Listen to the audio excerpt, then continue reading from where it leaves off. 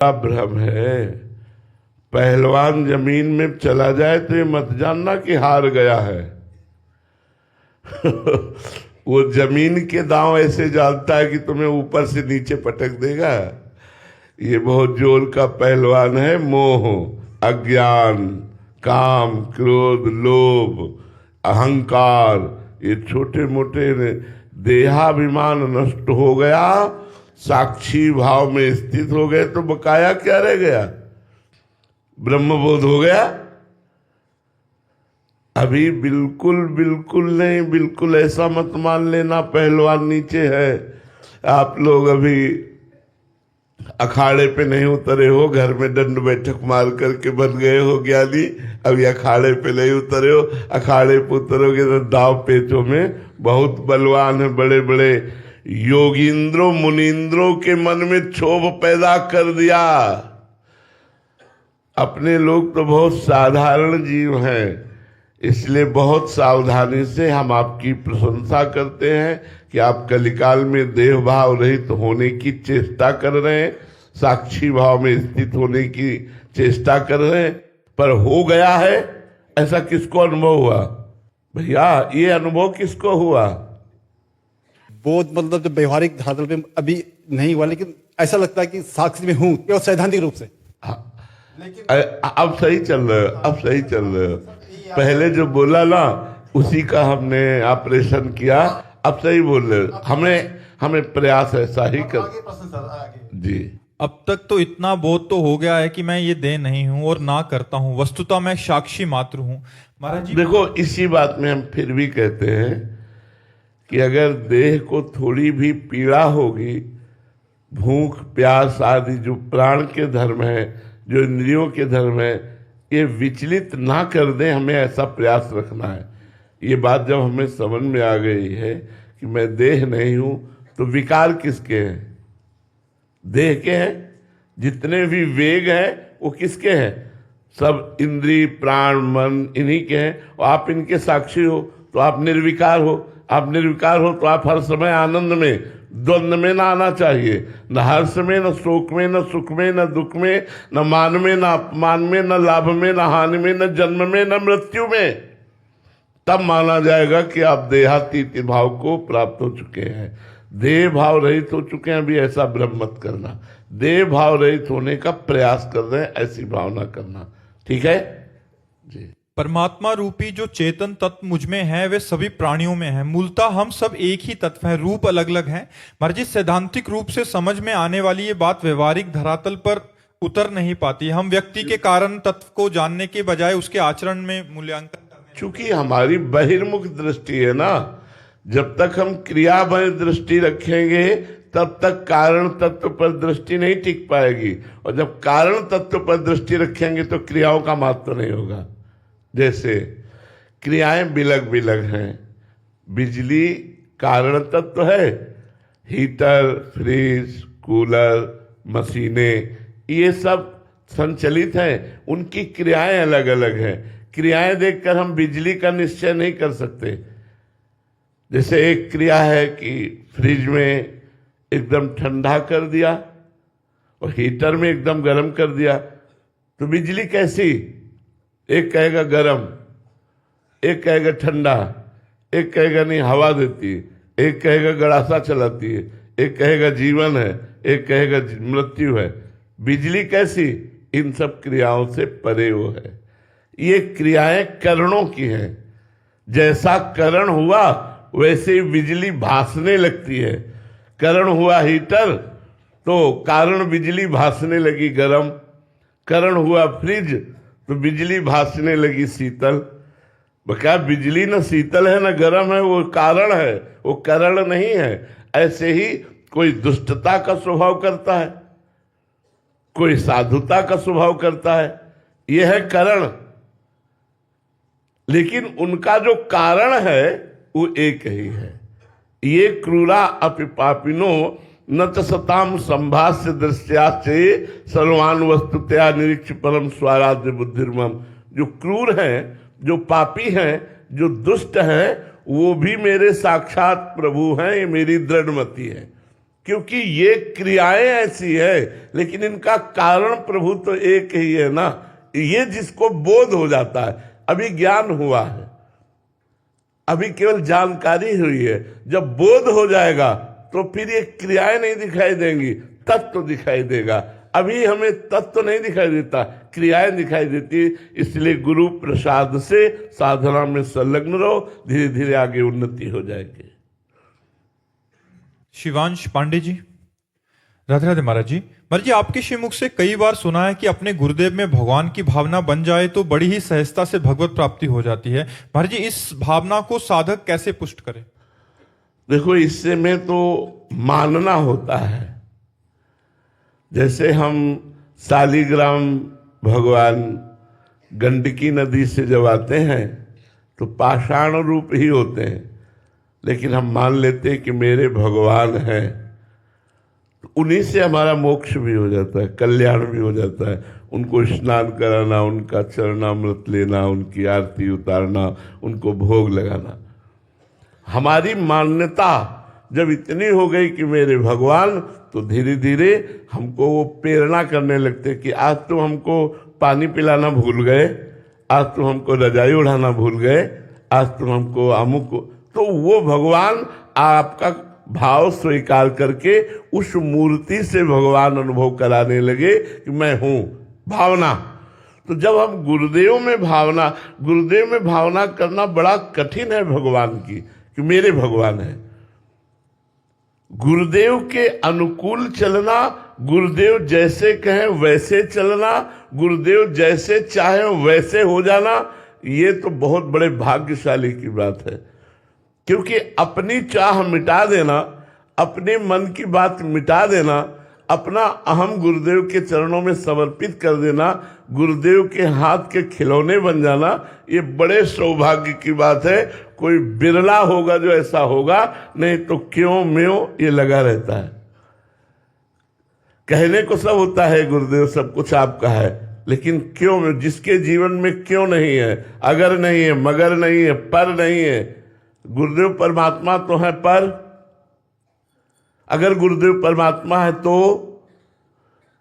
अगर मगर पर, लेकिन यहां बिल्कुल प्रवेश नहीं। गुरुर् ब्रह्मा गुरुर्विष्णु गुरुर्देव महेश्वरा, गुरु साक्षात परब्रह्म तस्मै श्री गुरुवे नमः। उसको कोई साधना नहीं करनी पड़ेगी, गुरु कृपा से ही उसे मोक्ष प्राप्त हो जाएगा। ध्यान मूलम गुरु मूर्ति, पूजा मूलम गुरु पदम, मंत्र मूलम गुरु वाक्यम, मोक्ष मूलम गुरु कृपा।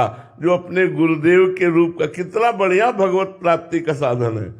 अपने गुरुदेव में आसक्ति कर ले। हमने भगवान को तो देखा नहीं, तो अपने गुरुदेव का ध्यान कर रहे हैं। गुरुदेव का ध्यान मूलम, ध्यान का मूल क्या है? गुरुदेव। पूजा का मूल क्या है? गुरुदेव के चरणारविंद। मंत्र का मूल क्या है? गुरुदेव के वाक्य। मोक्ष का मूल क्या है? गुरुदेव की कृपा। गुरुदेव की कृपा ही हमारा मोक्ष का मूल है। गुरुदेव का ध्यान ही हमारा सर्वोपरि पर ब्रह्म ध्यान है। गुरुदेव की पूजा ही सर्वोपरि पूजा है। गुरुदेव का वाक्य ही हमारे लिए मंत्र है। जो ऐसा मानता है वो अपने आप तर जाता है, गुरु कृपा से उसका कल्याण हो। पर ऐसा गुरु में भाव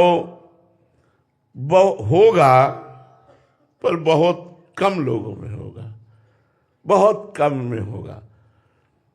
कभी कभी परमात्मा स्वरूप गुरुदेव ऐसी लीला करते हैं जो एकदम सांसारिक मनुष्य जैसी हो। उस समय तो उनमें परब्रह्म बुद्धि कैसे रख पाओगे?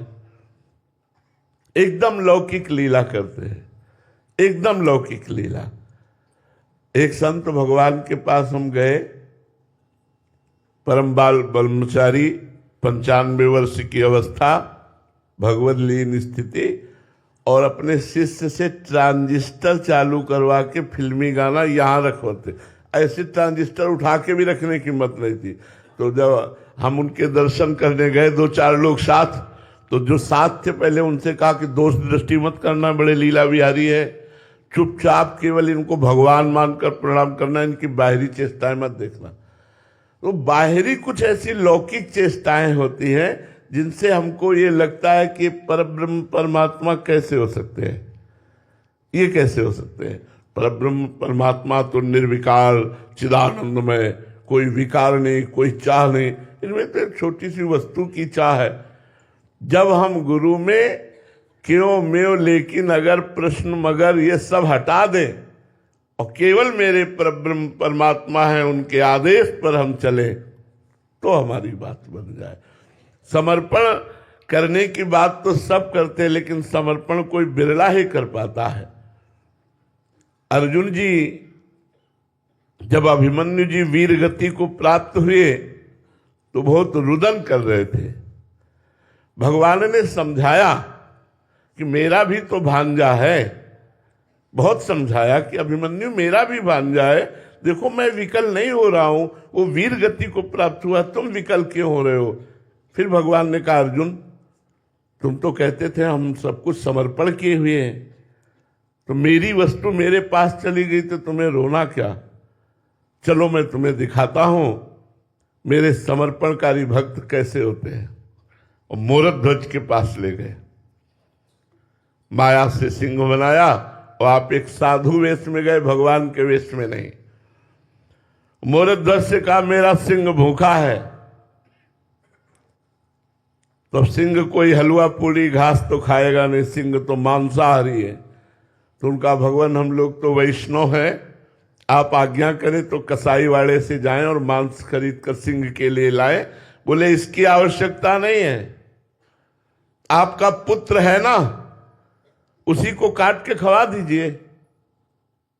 भगवान के रूप में भगवान नहीं गए थे, संत रूप में गए थे। और बोले काटेगा कौन, माता पिता दोनों, और बीच से आरे से चीरेंगे। और खास बात, न माता पिता के आंसू गिरने चाहिए न पुत्र के आंसू। बलिहारी है उन महापुरुषों की, बड़ा चरित्र है उनका, उन्होंने ऐसा ही किया। यह है समर्पण। गुरु को समर्पण, इष्ट को समर्पण की बात आती है, और जब वो इस बात की परीक्षा ले या यह हमारी वस्तु है प्रयोग करना चाहे, तब वो समझ में आता है कि समर्पण केवल जबान का होता है, हृदय से नहीं होता। कोई बिरला होता है जो हृदय से समर्पण करता है, प्रश्न ही नहीं उठता है। वास्तविक समर्पण का स्वरूप है जैसे ये वस्त्र। अब इस वस्त्र को हम चरणों में बांधे, हम ओढ़े, हम माथे में लगाएं, हम पूजे, हम पैरों से रौंदे, ये हमारा वस्त्र है। ऐसे ही जब आप समर्पित हो गए, आपका मान करें, आपको प्यार करें, आपको अपमान करें, आपको देखें, आपको न देखें, आप मेरे हैं। समर्पण बहुत बड़ी चीज है। नवी भक्ति समर्पण है, आत्मसमर्पणम। तो जो गुरु को आत्मसमर्पण कर देता है और भगवान के भाव से देखता है, वो निश्चित भगवत प्राप्त हो जाता है। आत्मसमर्पण करने के लिए आपको मानना होगा कि मेरे गुरुदेव भगवान है। मानना क्या, गोस्वामी जी कह रहे हैं, बन्नो गुरुपद कंज कृपा सिंधु नर रूप हरि, महामोह तम पुंज जासु बचन रवि कर निकर। महामोह में अंधकार का नाश करने के लिए जिनके वचन सूर्य के समान है, उन गुरुदेव भगवान की चरण वंदना करता हूं, जो साक्षात हरि ही नर रूप धारण किए हुए। साक्षात हरि ही नर रूप धारण किए। ये बात हमारे ध्यान में आ जाए कि मेरे गुरुदेव हरि ही है जो नर रूप धारण किए हुए हैं। गुरु साक्षात परब्रह्म तस्मै श्री गुरुवे नमः। गुरु के वचनों में दृढ़ विश्वास हो जाए। भक्तमाल जी में एक चरित्र आता है कि एक गुरुदेव भगवान अपने शिष्य से संत सेवा कराते थे। तो एक दिन उन्होंने कहा कि बेटा मैं कुछ तुम्हें बताना चाहता हूं, लेकिन जाओ तुम अभी भिक्षा मांग करके लाओ और फिर हम तुम्हें बताएंगे। तो 2-4 दिन वो अन्न एकत्रित करते थे और जो अन्न आ जाता था उसी से साधु सेवा करते थे। तो वो भ्रमण करने के लिए गए। जब लौट के आए तो देखा आश्रम में भीड़ लगी है। उन्होंने आश्रम में आके पूछा क्या हो गया, तो उनका गुरुदेव आपके पधार गए। बोले ऐसा नहीं हो सकता, हमारे गुरुदेव ने हमसे कहा था कि जब तुम लौट के आओगे तो हम तुमको एक बात बताएंगे। तो पधार कैसे सकते हैं? और बोले तो पधार गए। बोले ऐसा हो ही नहीं सकता, देखो विश्वास। भक्तमाल में लिखा हुआ है, चरित्र में। ये विश्वास देखो। और गुरुदेव के पास गए और चरणों में प्रणाम किया, बोले महाराज जी भिक्षा मांग करके आ गए, अब आप जो आप बताना चाहते तो बता। गुरुदेव उठ के बैठ गए। गुरुदेव जब पाषाण में भगवान प्रकट हो सकते हो तो चैतन्य घन है, कहीं कहीं कोई ऐसा एक कण भी नहीं। मुर्दे में भी भगवान है। एक अवतार भगवान का मुर्दे से हुआ। जब वेन के शरीर का मंथन हुआ, जो मृत शरीर का वेन का, तो दाहिनी भुजा से भगवान पृथु और बाई भुजा से महारानी अर्ची जी का अवतार हुआ मृत देह से। तो मृत देह में भी भगवान है। मृत देह में भगवान है। जो ही उन्होंने आवाहन किया, गुरुदेव आपने कहा था कि मैं आपको, उठ के बैठ गए और बोले बेटा हम यही कहना चाहते थे कि जैसी श्रद्धा तुम हम पर करते हो ऐसी श्रद्धा हर साधु महात्मा पर करना। तो बोले गुरुजी अब 1 वर्ष हम सेवा करेंगे और आप बैठ करके देखें, और जब 1 वर्ष में आपको लग जाए कि हम ठीक कर रहे हैं तो फिर आप परम धाम चले जाना। 1 वर्ष तक गुरुजी जीवित रहे ये भक्तमाल में। ये तो कथा की बात है। पूज्य श्री हरि बाबा जी बांध अनूप शहर में हरि बाबा जी नाम कीर्तन करते तो कुछ निज जन आते। उनमें एक निज जन का शरीर पूरा हो गया। हरि बाबा ने कहा वो आज कीर्तन में नहीं आए, तो बोले महाराज जी वो कीर्तन में क्या आएंगे, वो तो पधार गए, उनका शरीर पूरा हो गया। बोला ऐसा कैसे हो सकता, बिना कीर्तन किए कैसे जा सकते, उनको लाओ। उनके शरीर को 100 रूप करके वहां लाया गया विमान पर सजा। और जब जय हरि बाबा का घंटा बजा और बोले हरि बोल, उठ के बैठ गए। उनसे कहा ऐसे कैसे जा रहे हो, पहले कीर्तन करो। 1 घंटा नाचे कीर्तन के, फिर शरीर पूरा हुआ। 1 घंटा नाचे शरीर पूरा। भगवान की जो भक्ति है, भगवान की जो ये दिव्य शक्ति है, ये हमारी श्रद्धा और विश्वास पर टिकी हुई है। याभ्याम बिना न पश्यंत सिद्धा स्वांतास्तमीश्वरम। गुरुदेव भगवान मेरे हैं, आहा मुझे स्वीकार कर लिया, आहा मेरी तरफ देख लिया, आहा कृपा करके मंत्र दिया, जय हो, नाम दिया, जय। अब हम तो निहाल हो गए, अब हम तो हमारा तो कल ये किसी बड़े भाग्यशाली शिष्य के हृदय में भाव आएगा। नहीं, वो संसारिकता पे जोड़ने लगता है, वो संसारिकता का भाव लाने लगता है। बड़ा विचित्र खेल है, बड़ा विचित्र खेल है। अगर संतों में भगवत भाव हो जाए, गुरु में भगवत भाव हो जाए, तो फिर और किस भगवान की प्राप्ति करनी है। हम अपने परम ब्रह्म से मिल रहे हैं, गले लग रहे हैं, देख रहे हैं, सुन रहे हैं, बस बढ़िया काम बन जाए। ये तो बड़ा दुर्लभ बात है बच्चा अपने गुरु में भगवान भाव कर पाना। गोपाल चांडक जी, राधे राधे महाराज जी। महाराज जी आप कह रहे हैं कि जैसे महाराज जी आपने बोला कि अभी वानियों का बहुत निरादर हो रहा है, कि घर में लोग जानते ही नहीं है, तो आपने, क्योंकि आज लोग बहुत डिजिटल मोबाइल आदि का ही प्रयोग करते हैं, तो एक एप्लीकेशन बनाया जिसमें 800-900 वानियां उसमें प्रकाशित की गई हैं, कि जैसे गीता प्रेस से जो भी वाणी मिलती है वहां उसको आप सर्च करके, जैसे जो भी साहित्य कल्याण पत्रिकाएं, तो कह रहे कि हमने इस प्रयास किया है कि आप मोबाइल से ही उसको पढ़ बहुत सकें, अच्छा, बहुत अच्छा, ताकि लोगों तक पहुंच सके। ऐसा आप? हाँ बहुत अच्छा, बहुत अच्छा, ऐसा करना चाहिए। हम कहते हैं कि यदि आप अपना मंगल चाहते हो तो धर्म ग्रंथों का सम्मान करना सीखो, अपने इष्ट की छवि का सम्मान करना सीखो।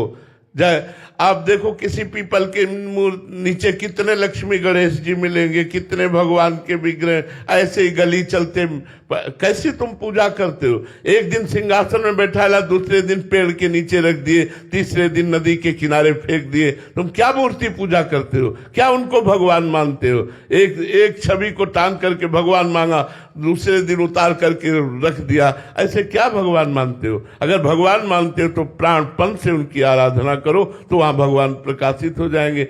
एक झोला है, अब उसमें गणेश जी छपे हैं, भगवान की छवि छपी है, भगवान का नाम लिखा है। साधारण सामान ला रहे हैं, उसी में जूता ला रहे हैं, उसी में सामान, और वो उसमें नारायण लिखा हुआ है, हरि लिखा हुआ है, ऐसे नामों से संबोधित, राधे श्याम लिखा हुआ है। ऐसे हमने कई पढ़े कि भगवान नाम लिखा। अरे यार, कम से कम सनातन धर्मावलंबी हो।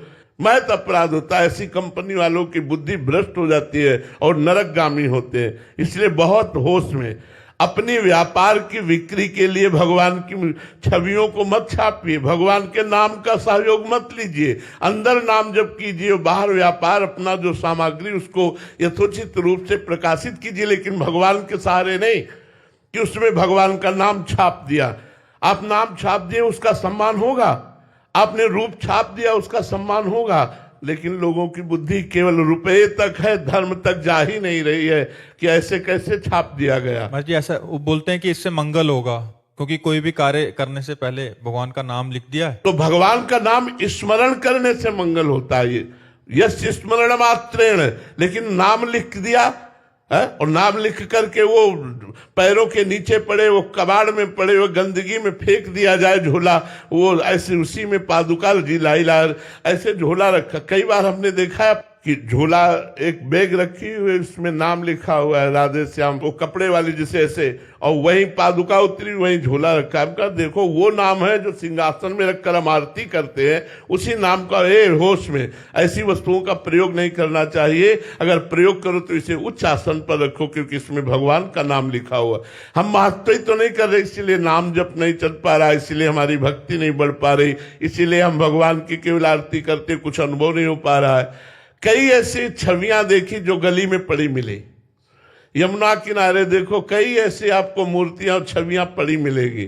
अगर आपको ऐसा ही करना है तो समाधिस्थ करो, यमुना किनारे जमीन खोदिए और पुष्पमाला सहित उस छवि को समाधिस्थ कीजिए, प्रणाम कीजिए समाधि दे करके, और भावना कीजिए हे प्रभु आप कृपा कीजिए, जो नई छवि विराजमान आप उस पर विराजमान। भावना का सारा खिले से फेंक दिया तो वो भगवान देख रहे हैं। आप कीजिए, बहुत अच्छा कर रहे हैं, बहुत अच्छा कर रहे हैं जो आप सदग्रंथों को, तो बहुत सुंदर बात है, क्योंकि मोबाइल जेब में है, हर बात आप पढ़ सकते हो, तो ऐसे जरूर करना चाहिए। आपने बहुत अच्छा किया, जो भाई जी महाराज की मेहनत है उस जन जन पर पहुंचे। जैसे भाई जी और महाराज जी की जो पुस्तकें हैं साधक संजीवनी, उनको सबको ऑडियो में भी उपलब्ध करवा रहे हैं, तो चलते चलते सुन ले, बहुत सुंदर आधुनिकता का सदुपयोग हो रहा है, बहुत सुंदर। आप ऐसा कीजिए, और हमको ये बहुत अच्छा लगेगा यदि हमारे नौजवान भाई 10 मिनट भी पूज्य राधा बाबा की वाणी, भाई जी की वाणी पढ़ लेंगे या सुन लेंगे तो जीवन की धारा बदल जाएगी। ये आपसे पक्की बात कहते हैं, जीवन की धारा बदल जाएगी। और भाई जी महाराज ने एक कल्याण निकाला था, उससे वास्तविक जगत का कल्याण, क्योंकि बड़े बड़े महापुरुषों की उसमें वाणी, बड़े बड़े महापुरुषों के अनुभव, और फिर पूरे साल के बाद उसका एक अंक, बड़ा मोटा अंक निकालते थे। अब इसमें कल्याण पहले नंबर से वापस देना चालू कर दिया। बहुत सुंदर जी। राहुल मित्तल जी बेंगलोर से। राधे राधे महाराज जी। महाराज जी मैं एक बड़ी मल्टीनेशनल कंपनी में बड़ी पोस्ट पे कार्यरत हूँ। महाराज जी मैं अपने काम को लेकर बहुत टेंशन लेता हूँ, सुबह से शाम दिमाग में बस काम ही काम चलता है, जिससे गुस्से पर भी कंट्रोल नहीं रहता, इससे स्ट्रेस और आ जाता। महाराज जी ऐसी स्थिति में मुझे क्या करना चाहिए? हम ये पूछ रहे हैं कि जितने लोग बैठे हैं किसके दिमाग में काम नहीं चलता है? उसी के दिमाग में काम नहीं चलता जिसके दिमाग में राम चलता है। जिसके दिमाग में राम चलता है उसी के दिमाग में नहीं चलता। नहीं तो सब लोग बैठे हो, सब लोग बताओ, सबके दिमाग में काम चलता रहता है। अभी आप सत्संग में बैठे हो लेकिन काम चल रहा है, या 5 मिनट में खत्म होगा, इसके बाद ये चलना है वो चलना है, वो गणित चलाता रहता है। मन कभी शांत नहीं रहने देता। मन शांत उसी का रहता है जो राम में लगता है, जो भगवान में लगता है। तब लगी कुशल न जीव कहूं, सपने हो मन विश्राम, जब लगी भजत न राम को, शोक धाम तज काम। यदि नाम जप करने लगो भैया नियम पूर्वक, तो आपको शांति मिलने लगेगी। थोड़ा सत्संग का नियम बनाओ, 30-40 मिनट सुनो और काउंटर ले लो। नाम जप करते हो आप यार, तो फिर कैसे दवा नहीं खाओगे तो फिर कैसे ठीक होगे? हाँ, जासु नाम भव भी सजहरन घोर त्रैशूल, जिनका नाम दैहिक दैविक भौतिक तीनों तापों को मिटा करके भव समुद्र से पार कर देता है। आज नियम लो कि 50,000 नाम जप करेंगे, राधा राधा राधा राधा। फिर हमको बताना ये बड़ी कंपनी, ये बड़ा पद, ये बड़ा बैंक बैलेंस, बड़ी सुविधा, ये शांति नहीं दे पाएंगी। और ये कितने दिन टिकोगे? आखिरकार जब शरीर पूरा होगा तो सब यही छूट जाएगा, कोई अपने काम आने वाला नहीं। इसलिए भाई बड़े भाग्यशाली हो, वृंदावन आए हो। वृंदावन में परम पावन भूमि, रज पर बैठकर सत्संग सुन रहे हो। आज नियम ले लो कि मैं रोज 50,000 नाम जप करूंगा। 24 घंटे में जब आपको समय मिले, चलते फिरते काउंटर है, राधा राधा राधा राधा राधा, और कम से कम 10 मिनट सत्संग सुनूंगा। 2 बातें आप पकड़ लो, 10 मिनट सत्संग सुनूंगा किसी महात्मा का, और 50,000 नाम जप करूंगा। अगर आप ये नियम ले लो, फिर आप हमें अगली बार मिलना, बताना कैसा लग रहा है। लोगे नियम? हाँ बिल्कुल। काउंटर समझ रहे ना, उसे खरीद लीजिए, अंगूठी की तरह अंगुली में ऐसे डाले रहिए, और राधा राधा राधा राधा राधा, बहुत बढ़िया मंगल हो जाएगा, आप देख लेना जी। मोहित जी महाराष्ट्र से, राधे राधे महाराज जी। महाराज जी, आपके श्री मुख से सुना है कि तुम जो कार्य कर रहे हो वो सब भजन माना जाएगा, तुम्हारा चलना परिक्रमा है, तुम्हारी निद्रा समाधि मानी जाएगी। महाराज जी, ऐसा भजन कब और कैसे होता है? जिस समय हमारा तन, मन, वचन, प्राण, अहंकार सब कुछ श्री भगवान के चरणों में समर्पित हो जाता है, तब फिर उसकी हर चेष्टा भजन होती है।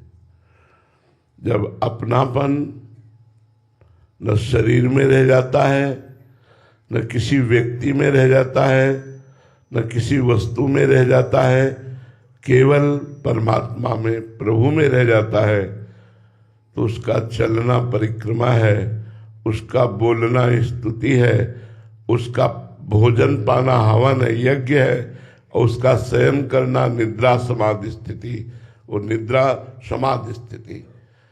ये स्थिति तब आती जब अहम का सर्वस्व समर्पण हो जाता है, प्राणों का समर्पण हो जाता है।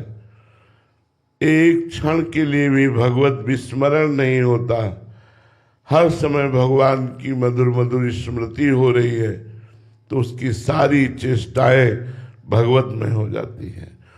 उसका शौच जाना, स्नान करना, ये जो शारीरिक क्रियाएं भी हैं, ये सब भागवतिक हो जाती हैं। वो संपूर्ण स्थूल शरीर, सूक्ष्म शरीर, कारण शरीर, तीनों शरीरों से समर्पित वो परमात्म स्वरूप में स्थित वो ब्रह्मविद ब्रह्म ही भवति, वो ब्रह्म के समान हो जाता है। ऐसा महापुरुष जिसकी सारी चेष्टाएं भागवतिक हो, जिसके हृदय का अहम भगवान में तन्मय हो गया हो, जिसकी मन की एक एक वृत्ति भगवदाकार हो गई हो, ऐसी स्थिति होती है जैसी ये कि निद्रा समाधि स्थिति। अभिलाषा जी हैदराबाद से, राधे राधे महाराज जी।